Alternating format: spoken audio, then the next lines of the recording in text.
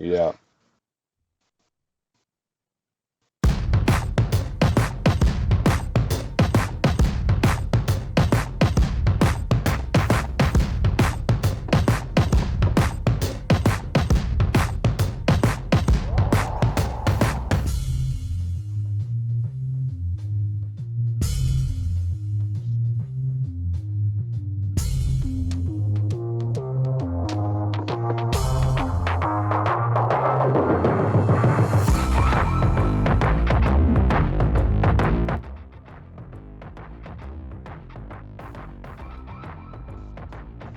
Oh, sorry, we gotta be serious. My bad. Sorry about that. I was trying to be serious about this.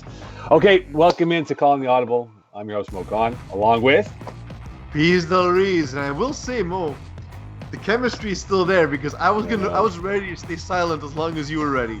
Just to I piss know, off but you. you know what's gonna happen? The suits and St. Leonard are gonna be like, well, listen, guys, we got sponsors to pay, gotta talk, right? But you It's know, true. Pete, if you remember, this is Calling the Audible with Eagle, our producer. Eagle, Hellos. thank you. And if you remember, like, we've not been together since October 2020 because of COVID-19. And I know you have a short-term memory, Pease, but I did Yeah. text you, hey, I have the perfect example in describing you, Eagle, and I in the show. Are you ready? I'm ready. I thought about this. Okay. We're like a plutonic menage a trois hosting this show. Ooh. So that means like it's a menage a trois, but we keep our shirts on. Well, it's optional, yes. Yeah. Mo, I didn't think you drink wine. I don't drink wine, no. I drink a lot of water. I'll have Mo's portion. I'll have Mo's portion of the wine. Exactly. So this is Calling the Audible. It's been a long time since we've had a show together as a trio. It's been, I think, now 8 months or 9 months, give or take. Thankfully, COVID-19 is in better shape now than where it was back in the fall. And we hope to keep that. And we'll make sure we will remind guys and players and everyone that plays in the league the protocols required for the indoor fields and outdoor fields. But we're happy to be back. We're happy to see football back. It was great to see a lot of the guys for week one that I've encountered who are relieved to see familiar faces and just be out there with friends and having fun throwing footballs, catching touchdowns and whatnot. Pease, it's been a while, man, but we're back and hopefully Yeah. it's going to stick, fingers crossed, and have no interruption like we've had the last couple of seasons with FPF. I will say, for those who are watching and are people who have watched for a long time, first of all, thanks for your patience in general with FPF. This wasn't an easy time for us at all. We all miss the league. It's not just we are players in the case of myself and Eagle, but it's not just the players. The staff absolutely misses working for the league. It's not something we do because it makes us very much money. We do because we absolutely love the league and we love the community and we want this community to grow. And for those of you who are familiar with what we do and you do happen to meet new players and don't know that they don't know there's a podcast, they don't know there's an article. Mo, in my first season, I didn't know there was playoffs. I didn't know there was stats being kept. Stats. We learned that at like week 7. You know what I mean? Like, so do feel free to share this information, not just about the media, but about anything about the league, all the things that make the league special, the website, things that we all take for granted. The fact that our stats get posted, that we've increased the amount of stats, and we'll talk a little bit about that as well. And we're going to be covering a lot of this stuff throughout the season. So that's really exciting because, Mo, you and I always said we need more information to talk about games because we can't be at all the fields all at once. No. So definitely super helpful to have some more of this information. You know, Well, it's the- funny, the- Pease, this first week coming back, we both had the same realization of how the hell did we do all this work beforehand? Like, there's so much to do. It was crazy. Well, the evolution of the scorekeeping, though, Eagle. Think about it, right? We went from paper and clipboards to tallying stats and working in the overnight hours to Tracking post first stats. downs and field position. Yeah, to now and, to iPads, right, where we had generic, iPad stats, and to now having advanced stats where you have first downs, targets, percentages of targets, red zone conversion rates, the whole nine. So for those who are getting, first time against PZ alluded to, first time players of this league, look at your scoreboard card, right, on your team page for scores. You'll see the in-depth numbers of targets right down to the last nitty-gritty of advanced stats for FPF. So definitely has evolved to become more, I guess, cooler and to bring up that topic that we'll bring up all throughout the course of the season. Who has the best offenses out there? Who has a worst passing offense out there? And talk about those things in between. So we look forward to doing that for all the divisions from co-ed right up to Div A and B. And look, we have 10 weeks, Peeze. I think we have 10 weeks. We do have 11 weeks of regular season. I forget. It's 11 weeks because I had a bye. Right, week. Exactly. It's really weird. It was the strangest feeling ever is to have a bye week. Right, exactly. So let's dive into it. And, we usually do like the week that was, but because we're the in-between show, the sandwich of the two breads of the recap and what it will be for the end of the week. First week, Peeze, we have not played football. Some guys have not played football for almost a year plus. Some guys have not played in 8 months. Some guys have played here and there. Watching the first week of games overall, I mean, they were good, but not great because I think people are still in that rust mode, and it might take a week or two to get themselves back into some FPF shape going towards the July into the August months. I've played a few outdoor games just to sort of get ready for the season with my team, and one thing I noticed was everyone's cardio is shit, right? Like, because gyms have been closed, and even when guys are still in decent shape, it's not the same. Like, it's a specific skill to sort of go full speed, stop for like a full game. And I noticed a lot of guys who I never see get winded were getting winded in some of these games. And the difference from like our third sort of preseason game from the first one, it was massive. It was massive. So yeah, if those teams haven't gone out to play, they'll see, hey, you know what? We're not where we want to be just yet. Yeah, and I think, watching some teams play, in particular, I was watching Div A on Sunday and watching Dan Lazar's team. What do they call it? Contraptions again, or conspiracy? What's the name, Eagle, for Lazar's team? Contraband, right? I mean, they've been playing football for a while. They'll use them as the example. They've been playing outdoor football for a while, even during COVID. And they look like they haven't lost a step. And that's the difference, right? You're right, Peeze. If those who did play football before FPF or were coming back to FPF are still in shape, it's going to probably give them that advantage that maybe they can jump out to a 2-0, 3-0 record and kind of set the tone for the regular season in their divisions, that they could be the leader of the pack and end up having a higher seed and having everyone else chase them because they are in better shape and they're more in sync than some teams who may have not picked up a football since March of 2020, for that matter. Absolutely. It's that's going to sort of set the tone for the early season. But the thing with FPF is, after that first game, the first week of games is always the sloppiest, even in the best of circumstances. But already by week 2, you see teams already playing better, playing sharper, making less mistakes. So I think that turnaround will be quick. I think that turnaround will be real quick. When you look at Division A and B, we'll start off with that in our season preview in terms of what it is. Of course, it is A and B. There's 4 teams in Division A, and there's, 6 in Div B, right? Yeah. There will be crossover games with these teams involved. Already we have a victory in the crossover effect as BYOB beat Chernobyl yesterday, or in Brassard on Monday night. Peeze, when we look at this division, it's always that traditional guys who don't want to move up their teams because they're afraid of maybe getting pounded by a more established Division A or Division 1 team. But I think, again, the circumstances that we're in with what COVID has done with no sports the last year and a half practically, that there might be more closer scores or more parity in the Division B versus Division A crossover games than we've seen in years past. I think the teams are remarkably closer than years past.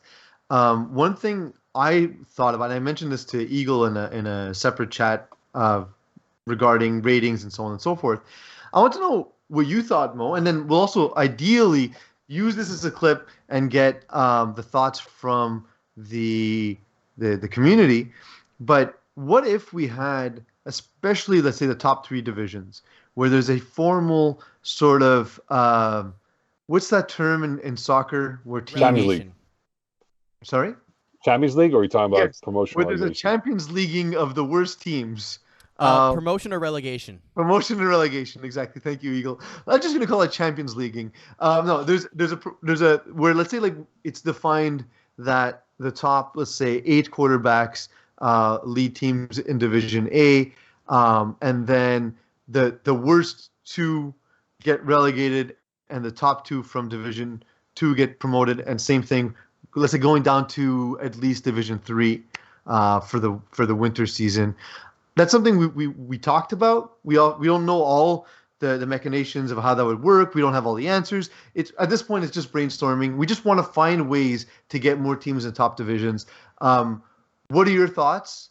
And do you think that'll be well received? I don't think it'll be well received, Peeze. Look at the ecosystem of our league, right? There's a lot of egos, but thin-skinned people who refuse. No, I'm not going to Division That's One. I'm Mo not going calling to you out, Division. by the way. Sean Abram. That's Mo calling you out. Well, I'm calling a whole bunch of quarterbacks, right? Guys, rankings. It's weird, Peeze. Like you do well, but they want you their ranking to be low. Like, no, don't put my ranking too high. Like, even though I threw for 85 million touchdown passes, I still want to be 65, right? Because it's that ego. Like I could dominate this league, be a big fish in a small pond. Whereas people, for whatever reason, in this league, don't want to test themselves against the best of the best, whether it is the Braves of the world or playing the Kevin Wise of whatever team he's playing with. And I think now in this league, there has to be some sort of direction. Not saying that FPF is wrong, but there's got to be some sort of direction that the encouragement of these quarterbacks who are on the fence, who are fringe fence players, that look, here's your chance to prove your point. Yes, you might go 3-7 for year one, but guess what? By year 2 or year 3, you might flip that 3-7 to a 7-3, and by year 3, you're talking about maybe a Division One title. By year 4, you have a ring on your finger. It's a process, but again, it's that thin-skinned quarterback who just wants to build his stats up and keep his ranking low, and that's why it's going to cost people the quality of games that we should be seeing than having guys sit at home not saying, I'm not going to play because it's Division One or Division Two for that matter. Well, I guess I'm curious to see what the feedback is from the community, specifically from the guys in Division 1 and 2, right? Because you want to list them or no? Sorry? You want to list them on who's dodging the divisions here, or you want to keep them? I want to know, like, specifically from the Division 1, Division A guys who at some point get worn out by playing the same teams over and over. And that's why, actually, the benefit of this season is having the crossover games. Hopefully, some of the Div B teams can hang and say, like, okay, well, you know what? Maybe we're ready for Division 2 in winter, or maybe we're ready for Division 1 in winter. But I'd like to know, like, if not that, what's the solution Here's a solution for you. For moving teams into the top? Because what ends up happening otherwise is you just have a glut in the middle. You have divisions, 5, 4, 3, which are these massive divisions. Yeah. And then the top 2 divisions never grow, which we'd like to see more teams there. So here's my solution, right? In European football, European soccer, Champions League. Okay, that's the ultimate event for European club action, right? It's the most money made. You have the best on best, right? Perhaps in Division 2, for example, for winter season, or even now for fall, spring season that we have for Division B, if you finish in the top 4 and you showcase that, hey, you are a top 4 team regardless if you win your division or not, you get promoted automatically to Division 1 the following year. Well, but the thing is, I think that's why it has to be linked to quarterbacks, because teams can change, right? Yeah, for sure. It's always interchangeable. But that puts you in that bracket of, hey, guess what? You were the top 4 team, even though you didn't win. You're subject to perhaps promoting yourself up to FPF Division 1 or Div A for the following season. Yeah, and then if you fall in the bottom 1, 2, 3, whatever the number is, yeah, then you're right back down to Division 2. And exactly. You're always going to be in a position where you're not dominating a division necessarily. And then in other cases, yeah, you know what? Now you are the top dog in the division. So I think that would be interesting. But of course, all this hinges on feedback, because FPF is a community, and we do want to hear what people have to say about that. Of course. As well as others. Who's your favorite in Division A? It's so hard not to go with Braves. We know everything about them. We know the sick receiving squad. We know how good Joe Mayer is, and how well he plays with guys like George Gary P. With now Alex Pilon's been on the team for a little bit. JD Chevalier, obviously a great addition too, from years past. And but I keep listen. I don't know what it is. I love tacos. I love Dan Lazara, and I always want the best for him. And I like this team a lot. I think AJ Gomes, and I've seen Isaiah Lard have such a massive impact on lower divisions. Adding Tam Villadeth, it's a good team. It's a good team across the board. It's 1 week, but I think Contraband has the horsepower to make a run. Yeah. This, I think, now for Dan Lazara as a quarterback, guys, this is his time to shine. I mean, he's come up, he's won. I mean, he's won years ago in the spring league, but this is his time now to shine, to end the torment that he's received from the Braves. Because remember that game in Division Two where he threw 4 INTs in the Div 2 Winter Final, and some people thought he wasn't a big game player.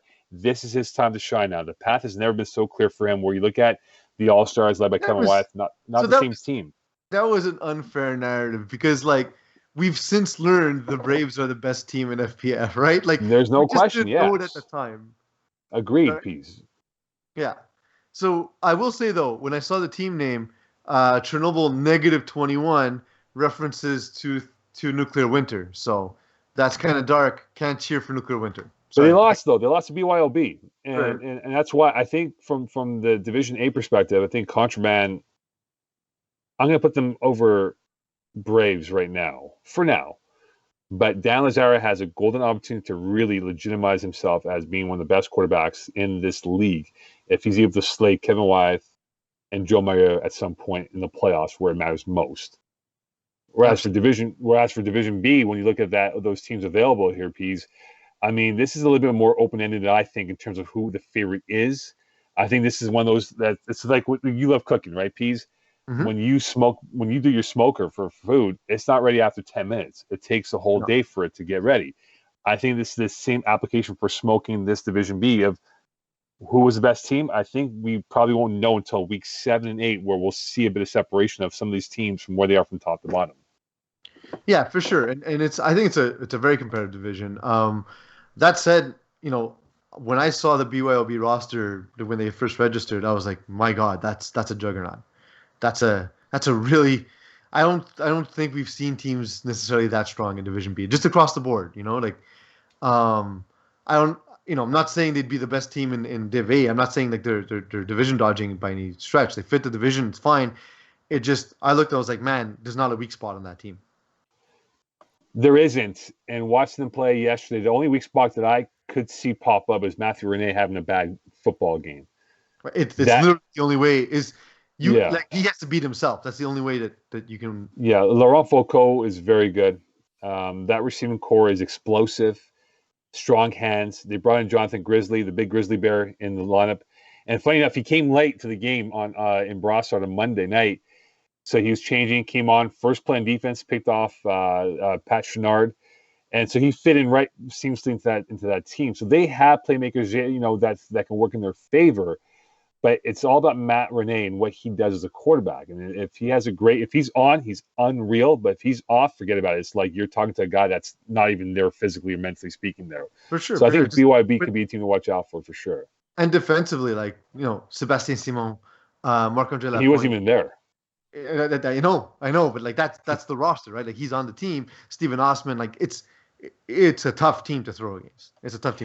What about do you think if this wasn't week 1 that Chernobyl would have potentially won this game? Like the whole rust factor comes into it, because obviously when we talk about the crossover games, Division A, you're dealing with a higher cap space, right? So you could play into a higher roster in theory. So most of the time you would expect the Div A team to win, but clearly this did not happen. So can you say this is a rust issue? Is it a roster thing specifically? They're talking. They're 20, 30 points under cap both sides, and they killed them.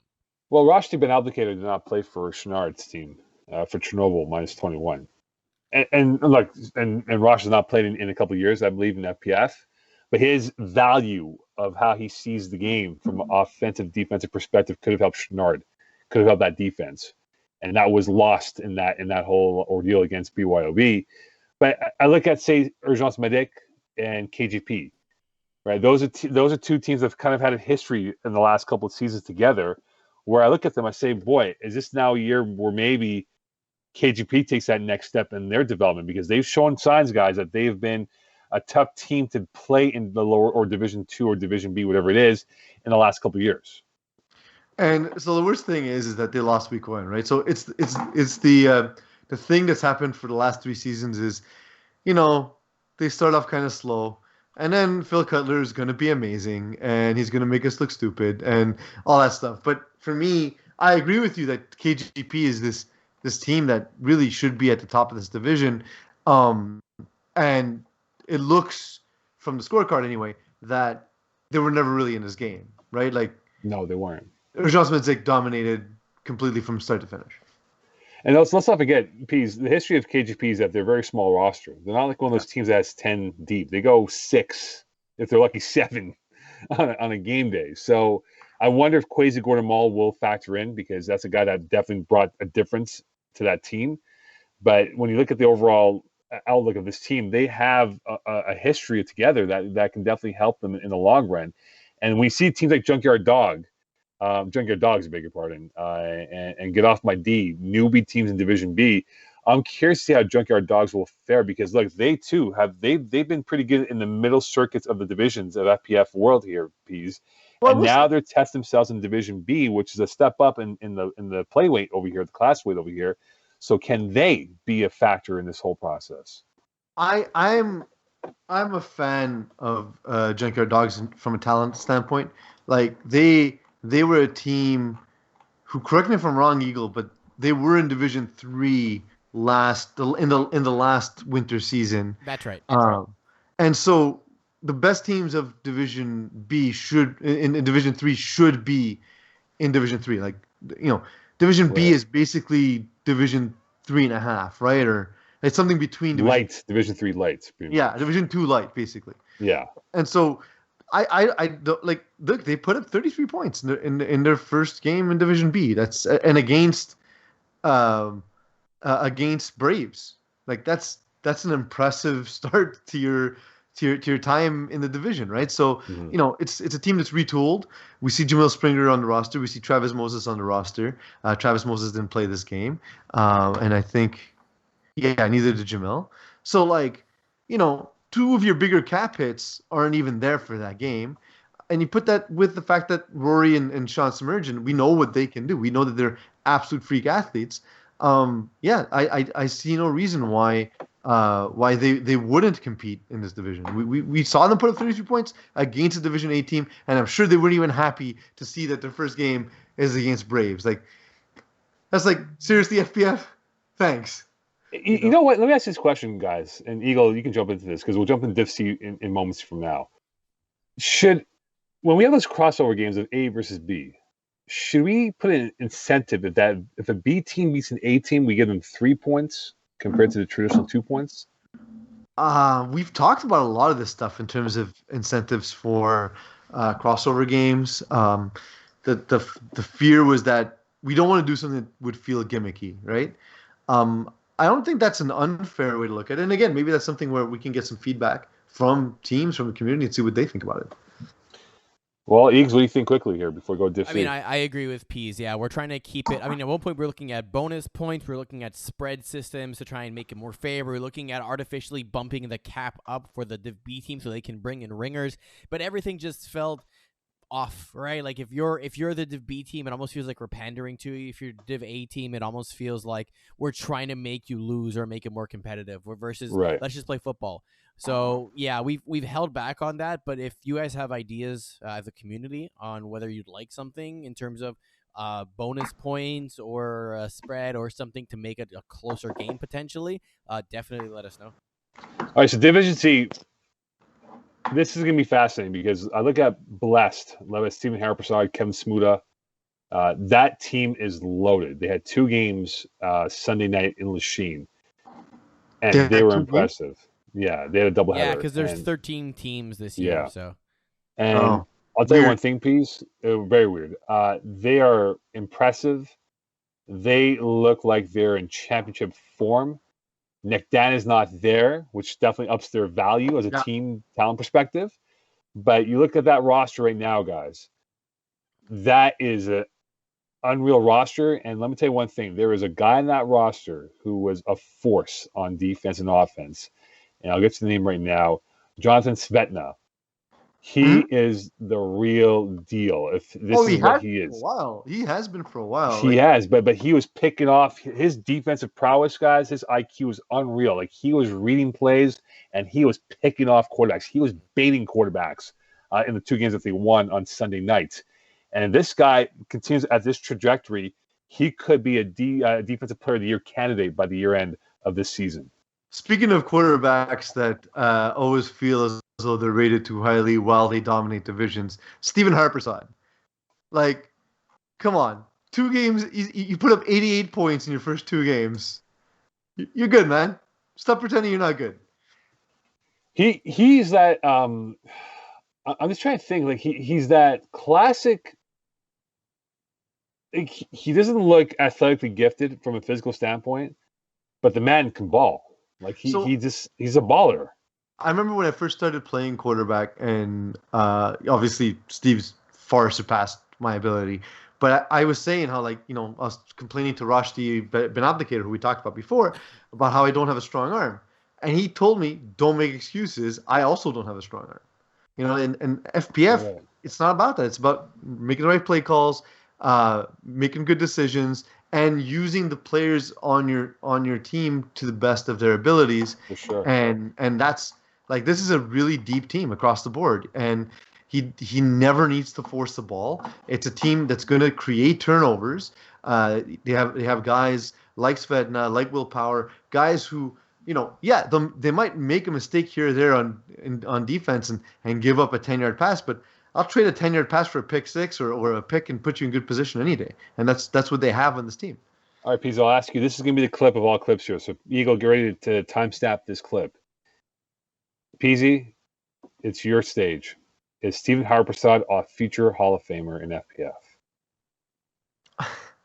Well, everyone's going to get mad because I said Joey Taylor was a future Hall of Famer, and then he became a future Hall of Famer in FPF, or he became a current Hall of Famer in FPF. I think so. I haven't actually crunched the numbers, but he's moving up in the divisions. He's doing all the things you're supposed to do, right? He's one of those guys that doesn't look the part. Like, no one's going to ever confuse his arm with Joe Maeu or Kevin Wyeth, but he's one of the smartest play callers we have, and he's been successful. And I think if you look at the stats, and one of the stats I look at a lot is touchdowns to interceptions. I don't remember. I want to say he's 5-1. You sprung this on me. There's no script this week, so I didn't have time to do the research. But I think when I was talking to him about some stuff a couple of seasons ago, it was 5-1 was his touchdown interception ratio, which is on par with some of the best quarterbacks we've seen. Marco Mastiotra, for example, is a 5-1 quarterback touchdown interception ratio, for example. So, like, that's the level he's competed on, albeit at a lower level. But now he's playing at Division C. He's going to be Division 3 quarterback. He's going to be Div 3 and up from this point on. Because I don't see a way he's not successful, right? So he's only going to move up. Right. Yeah, he's going to put up stats, and how many titles he wins, who knows? But he'll put up the video game numbers at some point, and he's off to a flying start with the 2 games that he's had. But a team that I'm really liking, and if we're going to say that Harpersad's team is the favorites and what they've done this year, Peeze, this team might be the one to watch out for after Bless. Is B-ballers with your man crush. I was going to say they're the team to watch out for, in my opinion. Yeah, and the guy that we're talking about in what he's done, Gianni Cassetti, watching what he did to Andrew Langbert, who was a well-respected player, who has had success, who has evolved himself as a quarterback, being a two-way player in this league. That B-baller team that has gotten, sort of like they went to prison, got beat up every single day, and then they became the man, so to speak here. They're on their way. They might be a team that will be very tough to beat. Maybe not this year, but next winter or beyond is where I think they're going to be a very tough out, because they have guys that understand the flag game now compared to where they first came in, thinking they can just run a train through everybody in this league initially. Well, didn't they won the Division 6 championship in their first season, if I'm not mistaken, yeah. Eagle? I think that's right. Let me go confirm. Yeah. They rolled everyone the first season in the league. Gianni Cassetti is a flag quarterback background.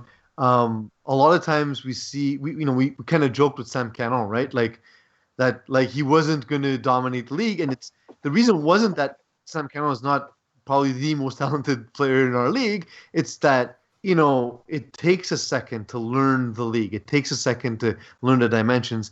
and Gianni Casati came in division, again, 6 or E was the bottom division. They started, I can correct you, winter 2019, they started 6th D, dominated 6th D, got promoted into Division 6, and beat the Mighty Ducks in the championship finals, 38-18.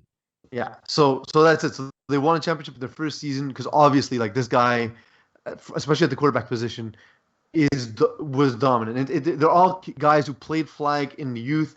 It's sort of like the first team that we've seen be these guys who just played flag throughout high school and come in and already have concepts that work, already understand the game, already understand the dimensions of the field. And yeah, Gianni Casati to me is excellent. And I as much as I like Harpersad's team,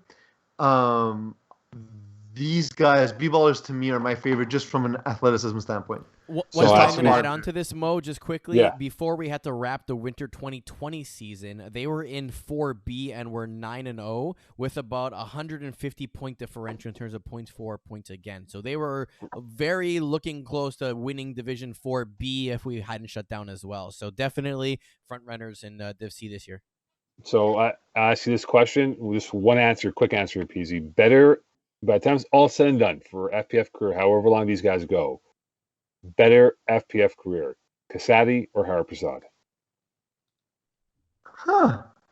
I mean, it's splitting hairs, and the way they're going to get there is going to look very different.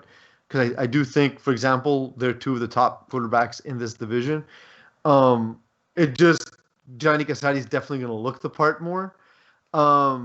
Maybe just because of age, Gianni Casati's younger. He's going to have more years of his prime to pad his stats. So that's the only reason I'll give the edge. I'll give the edge to Gianni Casati. I convinced myself as I was talking, Mo, in case you couldn't tell. You went from literally from Miami weather being rain to sunshine in a matter of minutes here. But hey, that's you using your CTV. Yeah, exactly. Using my weather forecast as a weatherman. I might become more essential now for outdoor games. When you look at EZW, Le Gros Coq, these teams like balls deep. Sheesh, which is led by, of course, by Andrew Langbert. No, say it properly. Sheesh. Okay, so I just think that this division has Bless might be the best team, but after that, I think there's more of a unknown of how close this division will be from a win-loss perspective. That I like Blue Dreamers as well because they also seem to be patrons of the SDQC, but based on team name alone. But I like that team. It feels like this group of guys is playing in a division that's properly suited to them in Division C. AJ Gomes, Alessandro Barazzoni. They add Anthony Sija, Nick Gomes Rizzo. Like that's a good team. Nick Grappini. Like across the board, they're young, fast, they're exciting. It's a good team.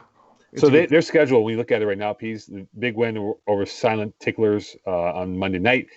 They'll play Le Gros Coq, South Harmon Institute of Technology, but then at the end of the year, they will get Sheesh, and they will get Blessed, and they will get those teams, right? Those top-end teams. So yeah. I think we'll have a clear picture about them probably more towards the end of the season than now, but they have the ingredients to be a good team.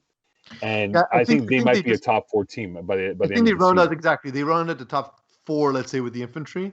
So Blessed, Blue Dreamers, Infantry, and B-Ballers. And I think the rest of this is very, very tight. Do we know what's going on with Top Sauce? I've heard rumors that Vince Nardone may not be throwing for the team for the rest of the season. Well, after his, I don't know, I don't call it a debut because he hasn't played it in a while. He had 6 INTs, 2 pick sixes in the game, and lost to Blessed.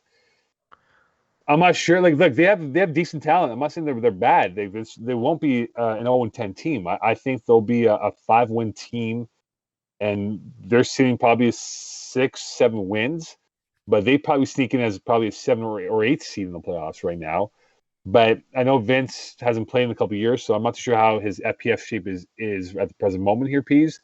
But I hope he doesn't give up on the position because I think he can definitely get back into the groove of things and be an efficient quarterback that could lead them to 5 wins, if not more. But so if you're them, is it panic time for Vince Nardone? I'm doing the sports radio thing. Is it panic time or should they stick with Vince Nardone? Should they go out there, make a trade, pull the trigger for Aaron Rodgers, bring him in? I'm sure they can offer Nardone GM and like Chris Maillard to the Packers, right? And Ted Thompson like, hey, yeah, okay, cool, yeah. Sorry, big pardon. Brian Gutekunst is like, yeah, okay, cool. Let's make the trade happen, right? Chris Maillard would be too good a receiver for Ted Thompson to trade for. Like, I think Chris Maillard might be like number 2 on the Packers receiving core if he went to Green Bay, right? So I don't think it's panic time for them because it's one game. And I can see them making that adjustment and just figuring out, okay, what does Vince do well? What does he do? What does he not do well? And I think that's where the thing was on Sunday's loss, is that a lot of the short throws were being well read by the defense for Blast and others. And I think his deep throw was there. But at the end of the day, though, this is a long-term game for Top Sauce, right? They can't overreact to this one loss. And all they have to do is make their adjustments and just keep with the process, as Nick Saban would say, and go forward with what they have. Absolutely. I'm inclined to agree. I'm looking forward to see what they do. They're up against the cap, so it's going to be interesting decisions moving forward. So who do you think is likely to make the playoffs? Sheesh or Top Sauce? Man, you look at the Top Sauce roster and they're stacked. But if Vince takes 4 games before he feels like himself again, the season's over at that point, right? So I think Sheesh will bounce back. I think just defensively they're going to be better, and they're not always going to play a team of that caliber.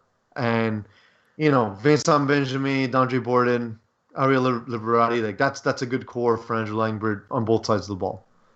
I don't even know how you threw against those two guys, against D'Andre and Vincent. Right, and Vincent Benjamin is going to be a good addition to that team. I think he's going to really, spice up that offense and defense. He can play both ways, and he's one of those guys that no one talks about. I know you talk about him in past Peeze. Yeah, but now with guys, between D'Andre and Vincent, those two guys are steals at their cap hits. At D'Andre in low 70s and Vincent in the mid 70s. Yeah, that's Andrew. Hats off. That's a steal. Enjoy it. And he'll work it to the advantage for sure. Yeah. When we look at Division D, Eagle, is that the biggest division of 28 teams this year for Division D? I want to say yes, but E might come close. So I'm going to have to confirm. No, you can just count Eagle if you can, right? I like how Eagle made it seem like doing investigative reporting. Right, and so here's the thing about this division, right? I did watch the Bruins play on Friday night in Laval. They're one of those teams, Eags and Peeze, when I look at them right now and say, okay, like, what do they do well? They don't do anything well. They just play Bruin football, right? Gab Wiseman just has his team perfectly balanced in his offensive philosophy, and they quietly go about their business, and that whether they score 30 points or whether they score 18 points, they're always going to come away with a victory. So, again, this is definitely one of those divisions that's going to be fascinating to see how this unfolds. Because if they get into a shootout, I'm not too sure the Bruins have that horsepower to keep up with the best offensive threats in this division this season. How is I see obviously Theo LeBlanc struggle at the quarterback position for Glow Gang, and they obviously can't play in this division with their former quarterback Arnold Desjardins. But what did you see? Like, does he look like someone who's going to come into his own in the league? Okay. So he struggled a lot. He struggled a lot. Just the staff. Yeah, and I'm not saying it's one game. Again, we can't overreact, right? It's one game, but by the indication of how he looked, no. Like, he's going to have to really catch on quick, and he's got to come up with better concepts to what he wants to run for an offense. Because Peeze, very well, and Eagle, very well, calling defenses. If you get a quarterback that is rather inferior to what you're facing as a defense, whatever it is, you can pick and prod at this kid and use that to your advantage. So this team is loaded with talent of athletes, but they got to get that quarterback position addressed ASAP, because if they don't, again, they could fall by the wayside and be 0-4, 0-5 by the time we hit end of July. Yeah. The one thing I will say about Bruins is Zach Swern getting 11 targets. I'm surprised Glow Gang, with their defensive prowess, that they weren't able to, and I know Zach is difficult to stop, but you can't let him get 8 catches on you. You need to. No, but that's Zach Swern for you, though, right? That's his style of play. Like, he's always going to get you minimum 8 catches. If he doesn't get you 15 targets, something's wrong. That he's not getting targeted. Well, 15 times. But then, again, find a scheme that's going to limit him, or at least make it so he gets 11 targets, but he only hauls in 3 or 4 catches. Right. Like, that's the way to beat. Mean Girls. So Eagle, you've played against them more recently. I mean, by And I recently, you mean remember like 18 months ago? Well, well, in no, the fall. last fall, no. Was it that soon? I don't even remember anymore. Okay. Last fall was like 12 months. Okay. Yeah, because in the winter they were in Div Oh, 6, yeah, I remember, yeah. and then they went in the fall season they played in our tier, and you played against them. You were talking about the interesting approach. I don't remember who the quarterback is, and the past stats aren't showing on the site right now, so please forgive me if I'm wrong. I believe it's Shaden Hitu Frankel, That's what I remember and he too, just yeah. has a really strong. You were saying he throws a really hard ball, and he's really like difficult spots to defend, and they have a lot of athletes, so they have quickly become a team to contend with. Yeah, so the best way I would describe his play style is very Aaron Rodgers or Patrick Mahomes esque, where they can sit in the No, pocket. Yes, yes, yes, no, yes, yes. no, They can, absolutely not. okay, sit in the pocket and throw darts, or dodge the rush, run to one side of the field and throw darts, or take up a field, or run to the other side of the field and find another guy, put it into the only spot the receiver can make it. So they can buy a lot of time with their feet and create openings that they can get balls into. Like that was my experience playing against them. It felt like you couldn't keep up. To, No, to, to Eagle. I clarify, Mo, disagree. he's not saying that they're as talented as NFL quarterbacks. He's a No, no, I know, style. but I liken him more to Josh Allen because Yeah, I can see that too. I mean, Yeah, look at his arguably, those percentages. three are very comparable in their style, though. No, they are, but Eagles, when you look at that quarterback for Mean Girls, I don't see an A-Rod. I don't see Mahomes. I don't see like, oh my God, like I want to watch him because the throws he made, because all they did, Mean Girls, right? They found that quarterback and he just launched the ball. That's all he did. He launched Okay, the but ball. go try and take it away then, and then they drive the field on Right, you.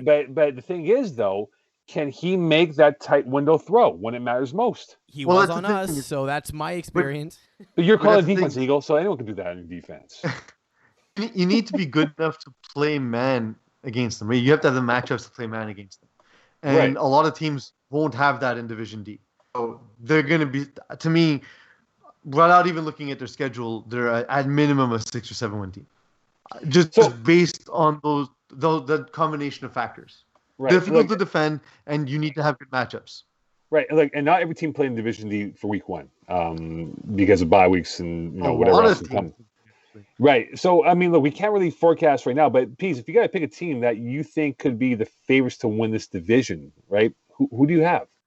I have my team. I'll wait for Well, you to answer yours. let's do Conference A final and then Conference B final, right? So who's going to come Right. out of Conference A first? Okay, so I'll go first because that's on the play. Sparrow's legend, Junior Sparrow's legend, right? That's in honor of the late Junior Sparrow who played in the league for Legion. many. Yeah, Legion. Sorry, I beg your pardon.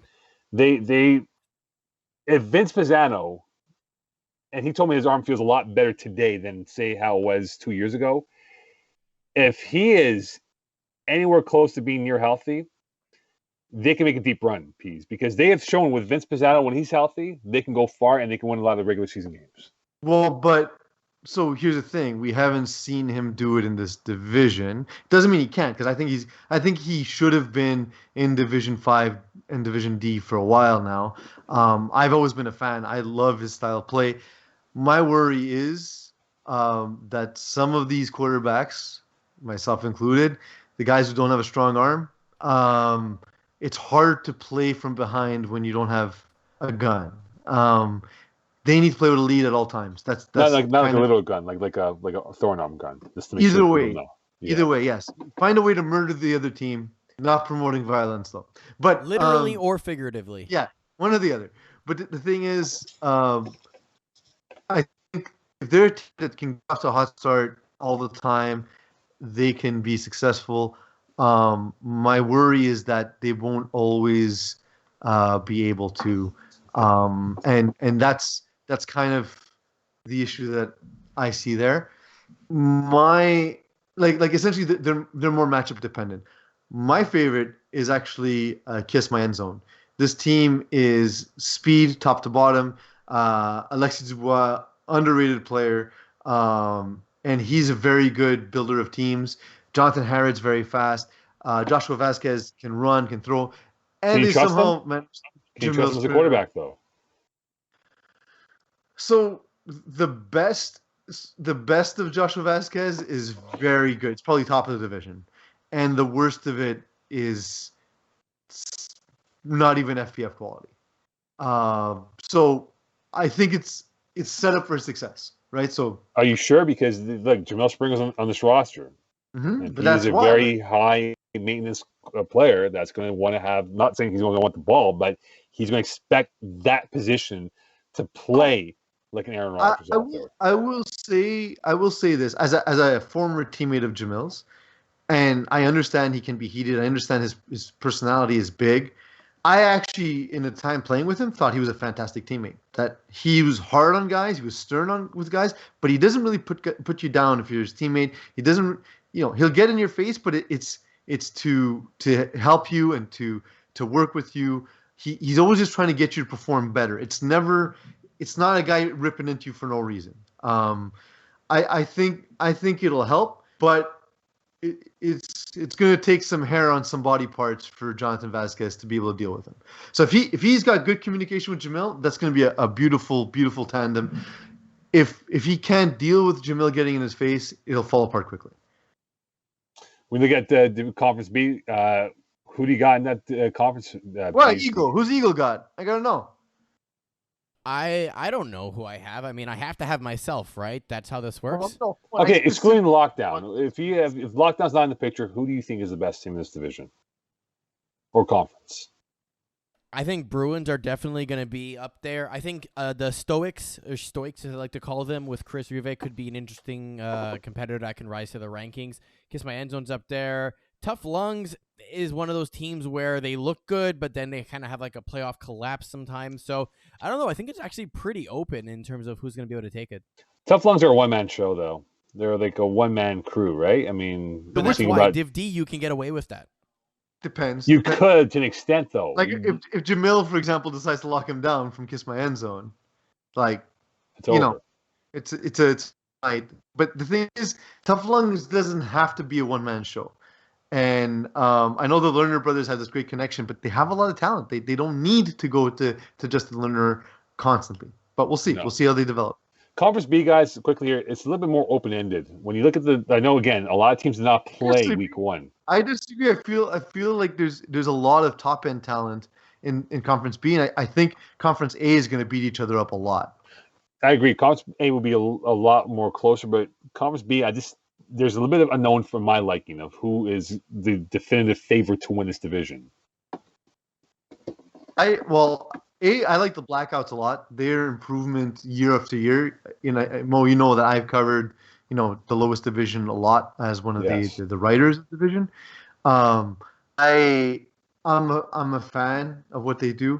I will say that there's the return of the Chechere brothers and The Leftovers, also named after one of the greatest TV shows of all time. If you haven't watched it, do watch it. HBO Max. But yeah, I like those two teams as front runners. Voodoo is Spears Legion. They're immensely talented with a quarterback who absolutely needs to play with a lead in Frank K. Right? When Frank K has a lead, you're never catching up.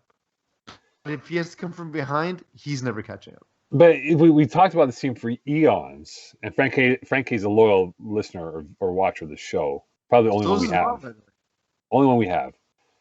But at what point does the bottom fall out from this team? Because so they do the thing where they're great one season and terrible the next season. Whatever they were last season, this will be the opposite. Because that's just what happens with them, and I can't explain why. What about Part of My Swag, though? That's another team that I'm very fascinated by and with what they've constructed as a roster, right? We talk about how they are, and look, they have Brad Evans, they have Scalzo, Jordan McKinnis, McGuigan, Miles Keller, Riley Pincombe. They have some guys that have been. Oh wait, do we know who's throwing for them? Well, that's the question, right? A, who's throwing for them? But B, they have that rapport that can pay off in the long run. And if you go back to the Fall Cup, they were pretty decent in terms of how they were, but could that team sneak up in the standings and be maybe a power to be reckoned with maybe Voodoo at the end of the season? So Jordan McKinnis is eligible to throw in this division. So he might be throwing. It might be Brad Evans. very But is different that weak? styles of Is that a quarterback. weakness though? If Jordan McKinnon's just throwing, is that weakening your receiver position? I mean, Brad Evans is a fantastic snapper, and they already have the Kyler brothers, Craig Browning, Kyle McGugan. Even Riley Pincombe is a guy that is not well known in FPF. The guy's a stud receiver. You're gonna see, now that you see target share, you'll see how efficient that guy is. I don't think I've ever seen him drop a pass. Right. He's really good.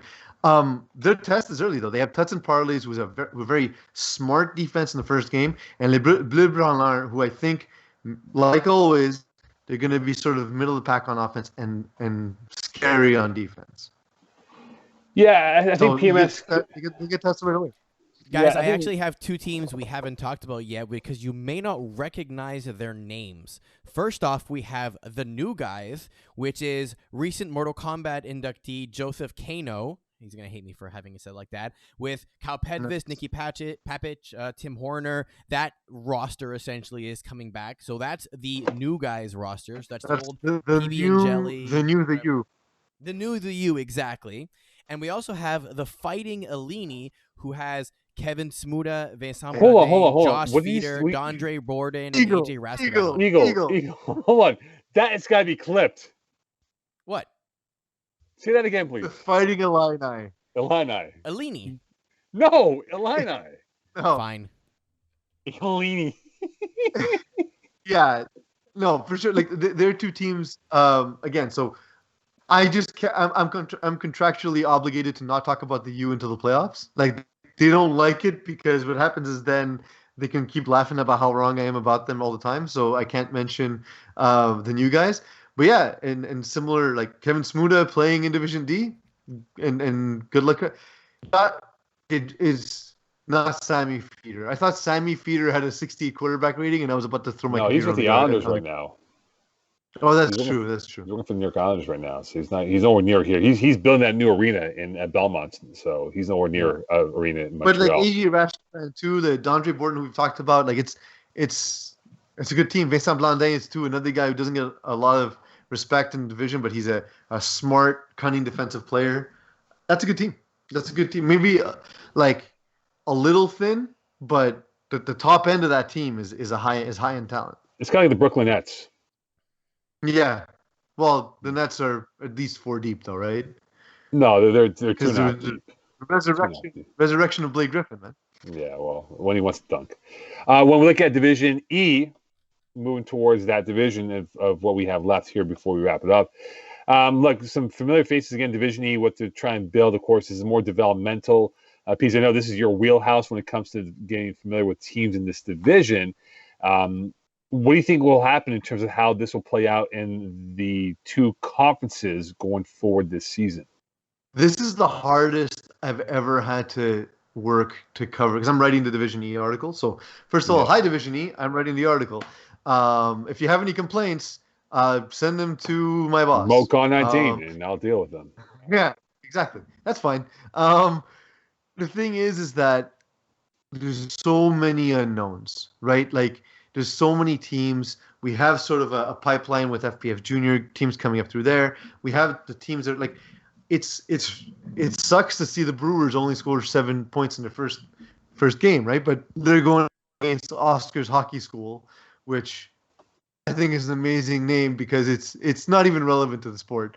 But they're a bunch of brand new guys, right? They're all 55 across the board, and so yeah, like they don't know anything about the Brewers. Don't know anything about this team, and they're probably just a bunch of young, really athletic guys, right? And that tends to play in Division E.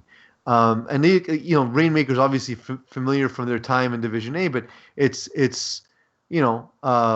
the other Kastner, so to speak, throwing the ball, and it's a team that is composed of guys who, other than Derek Kastner, don't have a lot of name power. It's Derek and Ryan, but like there's a lot of guys who we just don't know about, but will they be able to compete with these younger, faster, more athletic teams? That's like they only put up 18 points. They got the win, but will they do that against the athletic teams? That's the question. Well, they'll match up with Oscar's Hockey School in Week 6 on August 2nd. Yeah, well, So that's going to be by then, who knows where the teams will be then, right? that's the thing is we're going to see like FPF knowledge versus sort of The the spring just chicken. youth and speed and all that. Trailer Park Right. Boys also always interesting. They're one of these teams who are getting better and better. I was even surprised just to see them still in the lowest division because What would Green they're Means go, good. though? What would Green Means go? I think you're Suicide falling Squad. into the trap. You're falling into the trap, Mo, that you think the lowest division is won by FPF experience.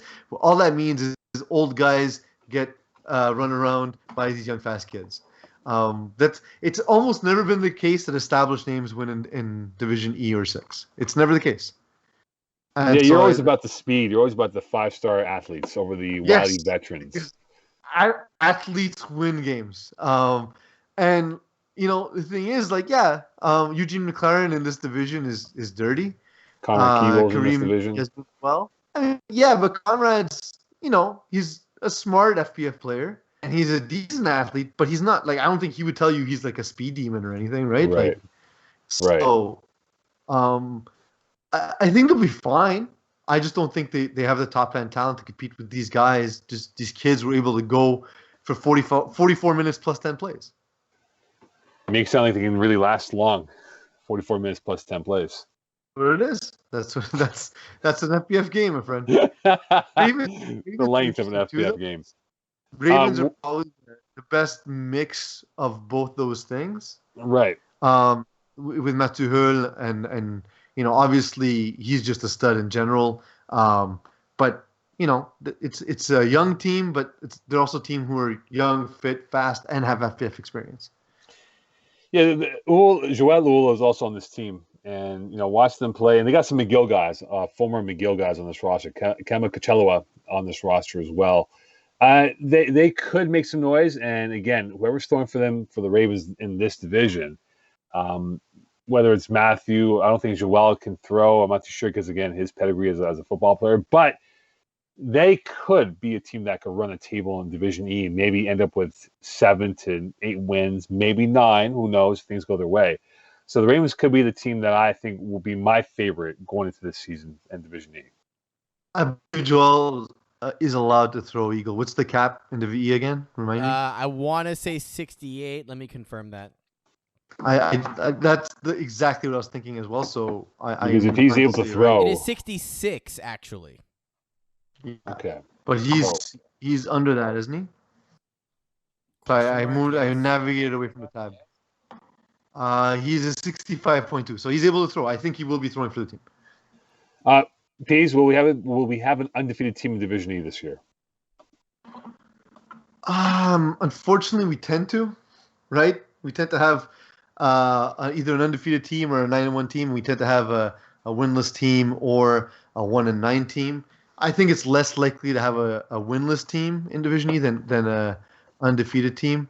Dilly really impressed in the first week. 33-12. That's nothing to sneeze at. I think Oscar's Hockey School are going to be one of those surprise teams. It's just we don't know them, so we don't pay attention to them early. But before we know it, they'll be 4, 5, 6-0. Right.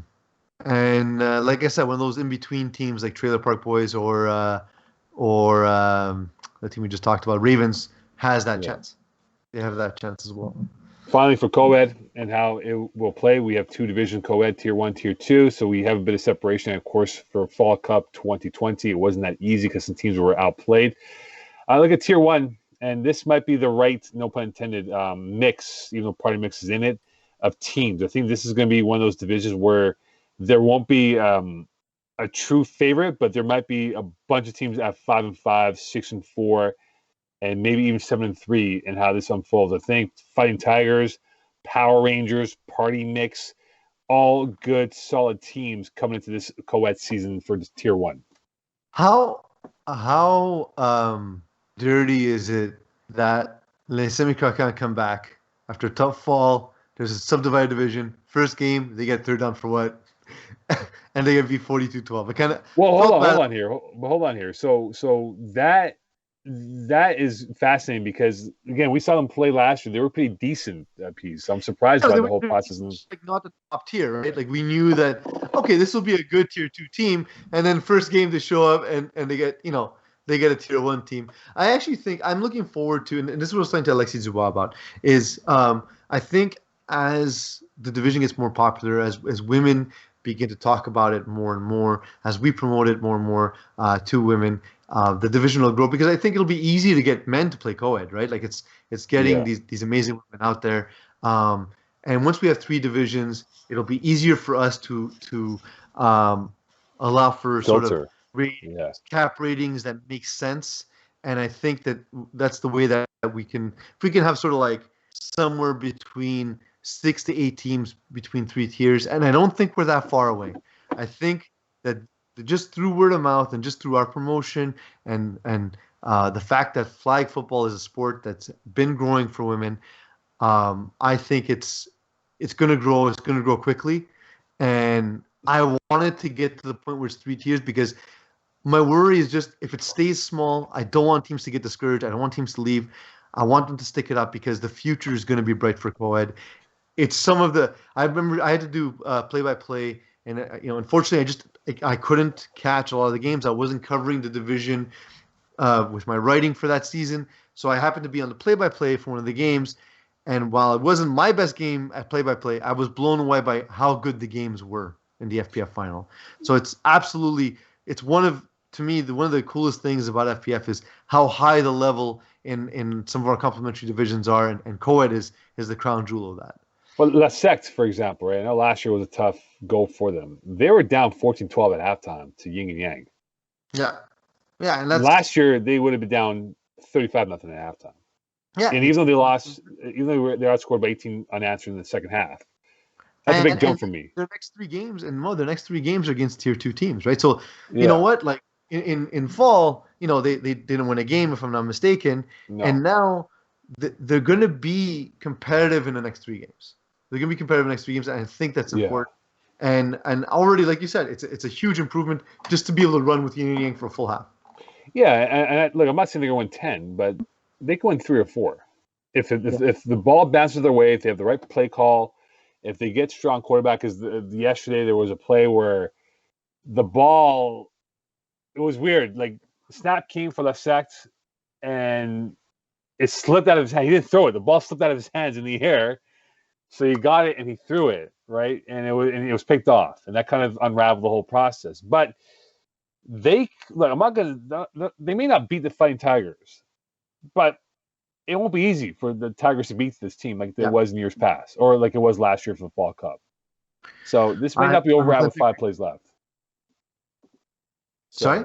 It may not be over with 5 plays left with La Secte playing these teams now. Like it won't be one of those 18-point blowouts that they've had in years past. Yeah, for sure. And I'm glad, and again, I think it's going to help the team. And Alison Francillon had a tough outing the first game, but to your point, the team found a way. She scored a rushing touchdown. She scored a passing touchdown. Eventually, the interceptions made it difficult to compete, but if she limits the mistakes, this team will compete. They'll be in games. They'll be in games for sure. Absolutely. So as we delve into this season, we'll have more topics and more shorter segments for you to watch during the season. So you don't have to wait for us to go over co-ed. Maybe might be at the beginning of the show, or maybe at the end. Who knows, right? We'll go by different orders of topic. But one thing we definitely want to talk about is the league rule changes that are being implemented for this season and beyond. Peeze, tell us about what's some of the stuff that you want to bring up for our viewers who may not be or who fall into the whole process. I'm hoping Eagle remembers more of the rule changes. I wasn't part of the rules committee this season.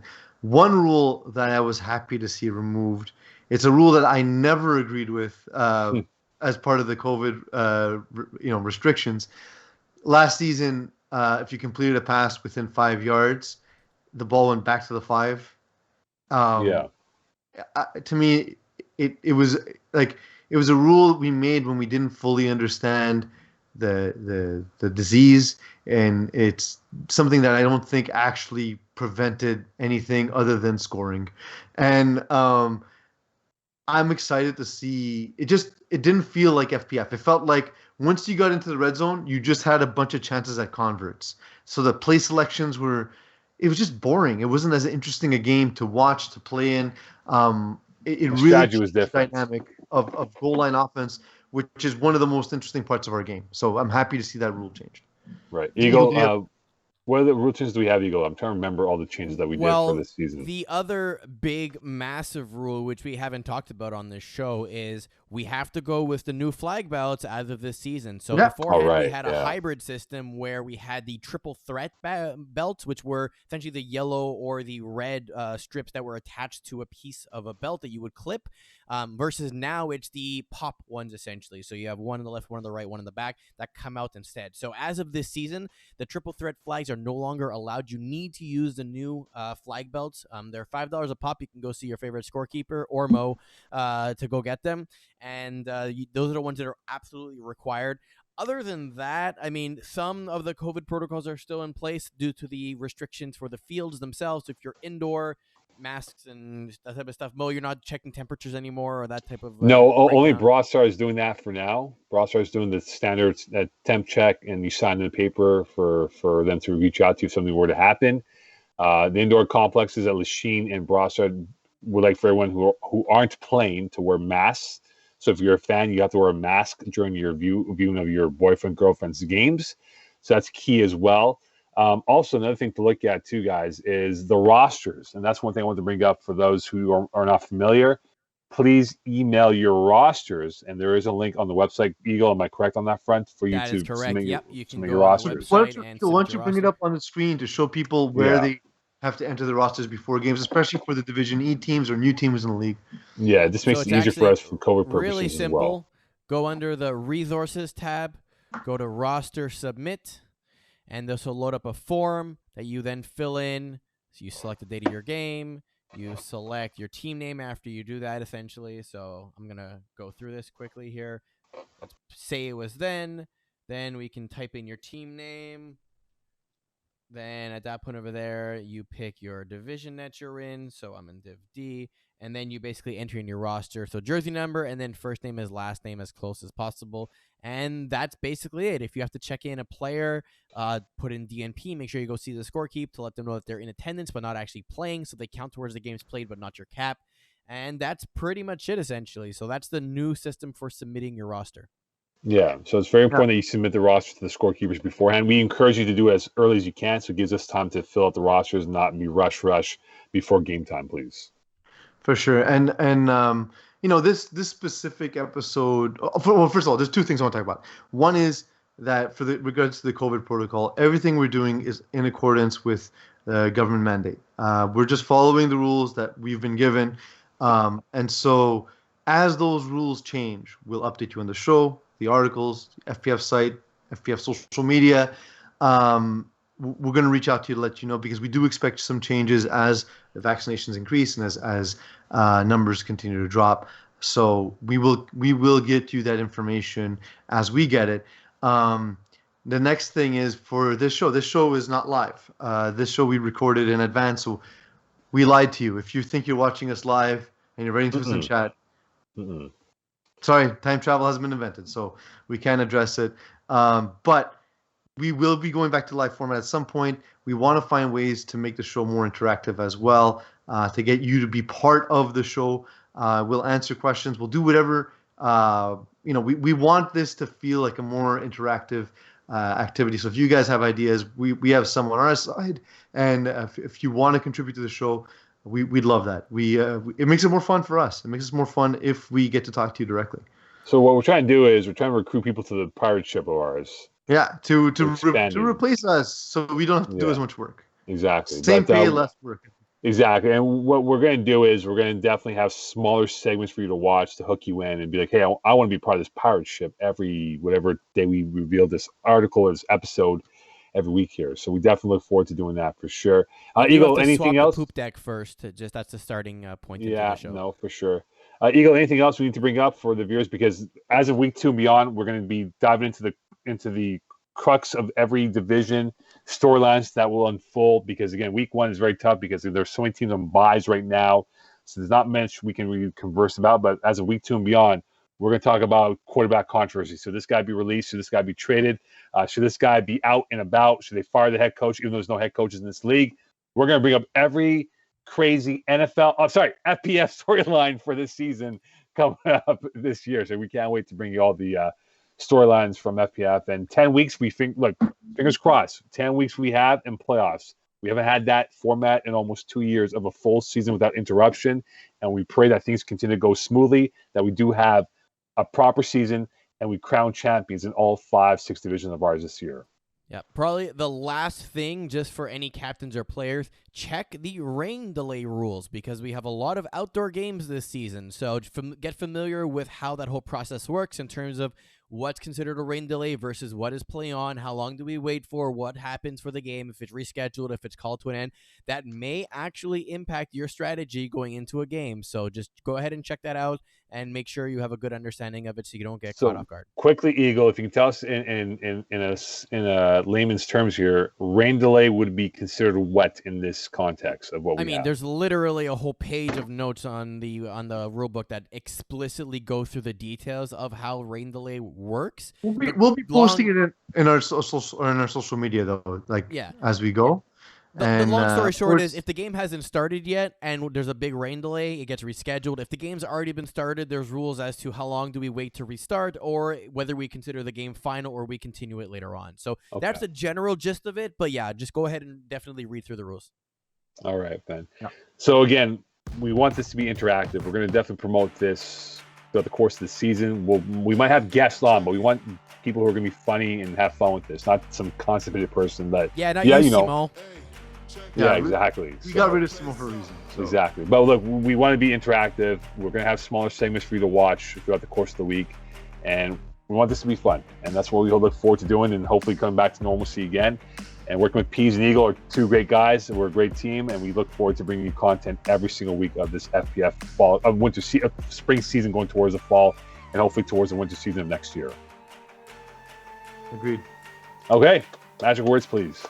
From all of us here at the Weekly Extra Point Live, Peeze. Oh, I had a thing and then I forgot it. I was going to say something about England, but I guess they won, so who cares? Good night, Didi Deschamps.